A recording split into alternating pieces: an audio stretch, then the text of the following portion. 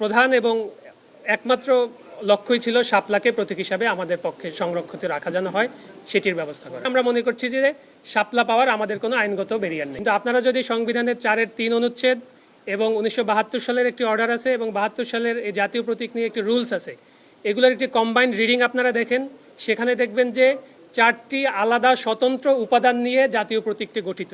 তার ভিতরে ধানের শীষ আছে, তার ভিতরে তারকা আছে, তার ভিতরে পাট পাতা আছে এবং শাপলা আছে।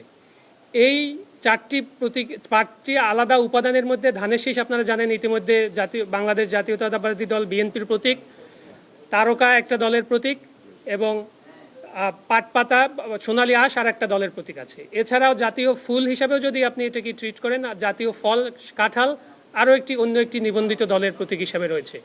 তো আমাদের এইখানে যে মিসকনসেপশনটি বারবার হচ্ছে যে জাতীয় প্রতীককে শাপলা হিসাবে ব্র্যান্ডিং করা হচ্ছে, কিন্তু জাতীয় প্রতীক আসলে শাপলা নয়। জাতীয় প্রতীক হচ্ছে 4টি আলাদা আলাদা উপাদানের সমন্বয়ে গঠিত একটি প্রতীক এবং সেখানকার মাপ কী হবে, সেখানকার রং কী হবে, সেখানকার ব্যাসার্ধ কী হবে, ব্যাসার্ধর রং কী হবে, এগুলো সবই 1972 সালের যে অর্ডারের শিডিউল এবং 72 সালের যে রুলস সেটার অ্যাপেন্ডিক্সের মাধ্যমে এটি সম্পূর্ণভাবে স্পষ্ট করা আছে। আমি আপনাদেরকে অনুরোধ করব যে সেগুলো আপনারা দেখবেন এই ব্যাখ্যাগুলো দেওয়ার আগে এবং সেগুলো দেখেই এই ব্যাখ্যাগুলো দিবেন। আপনারা জানেন যে তফসিলের যে তালিকা আছে সেই তালিকাটি আসলে যে কোনো সময় সংশোধন করা যায়। এটি একটি বিধিমালা সংশোধন করতে পার্লামেন্টেরও দরকার হয় না, অর্ডিন্যান্স জারিরও দরকার হয় না। এটা সংশ্লিষ্ট প্রতিষ্ঠানই করতে পারে, কিন্তু আইন মন্ত্রণালয়ের ভেটিং করতে হয়। তো আমরা যেহেতু নৌকার ব্যাপারে আপত্তি জানিয়েছি এবং বলেছি যে নৌকাকেও এই লিস্টের ভিতরে রাখা যাবে না, তালিকার ভিতরে রাখা যাবে না। এটি করতে গেলেও কমিশনকে আসলে নতুন করে ওই তালিকায় এই সংযোজন বা বিয়োজনের একটা প্রসঙ্গ থাকবে। সেই জায়গা থেকে আমরা জাতীয় নাগরিক পার্টির পক্ষ থেকে নতুন একটা দরখাস্ত আমরা আজকে দিয়েছি যে আপনারা শাপলাকে বাদ দেওয়ার ব্যাপারে যে ব্যাখ্যাটি গণমাধ্যমে নির্বাচন কমিশন থেকে দেওয়া হয়েছিল সেই ব্যাখ্যাটি আসলে আইনগতভাবে একটি ভুল ব্যাখ্যার উপর দাঁড়িয়ে আছে। আমরা সেই জায়গাগুলোতে নির্বাচন কমিশনকে ব্যাখ্যাগুলো জানিয়েছি এবং স্পষ্ট করেছি যে আইনগত এটার কোনো বাধা শাপলাকে নির্বাচনী প্রতীক হিসাবে রাখার ক্ষেত্রে নাই।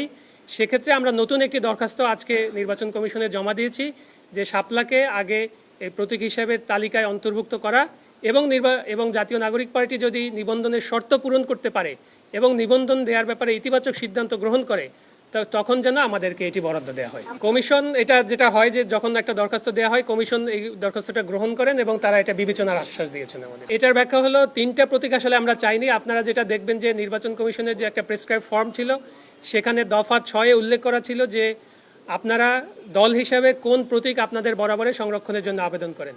সেখানে আমরা শাপলাকে আবেদন করেছিলাম। আমরা আরও অপশন হিসাবে 2য় এবং 3য় আরও 2টা অপশন দিয়েছিলাম, কিন্তু শুরু থেকেই আমাদের প্রধান এবং একমাত্র লক্ষ্যই ছিল শাপলাকে প্রতীক হিসাবে আমাদের পক্ষে সংরক্ষিত রাখা যেন হয় সেটির ব্যবস্থা করা। আমাদের আগে অন্য একটি দল চেয়েছিল বলে আমরা দেখতে পেয়েছি। সেক্ষেত্রে আমাদের ব্যাখ্যাটি হলো যেহেতু ওই নিবন্ধিত রাজনৈতিক দল তারা যখন নিবন্ধন পায় তখন নির্বাচন কমিশন থেকে তাদেরকে কেতলি মার্কা বরাদ্দ দেওয়া হয়েছিল।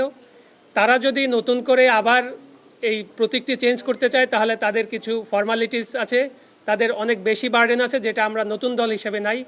আমরা চেয়েছি যে এইটা তালিকাভুক্ত করে আমাদেরকে বরাদ্দ দেওয়ার জন্য প্রথমত।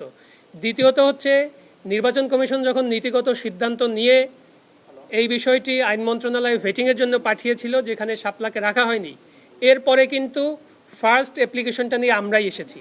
অর্থাৎ আপনি যদি আইনগত বিষয়টি বিবেচনা করেন তাহলে আজকে এই নীতিগত সিদ্ধান্তটি গ্রহণের পরে নতুন করে কে এই প্রতীকটি বরাদ্দের জন্য আবার আবেদন করলো তার একটা অন্যতম লেজিটিমেট রাইট তৈরি হয়ে যায় এই প্রতীকটি বরাদ্দ পাওয়ার।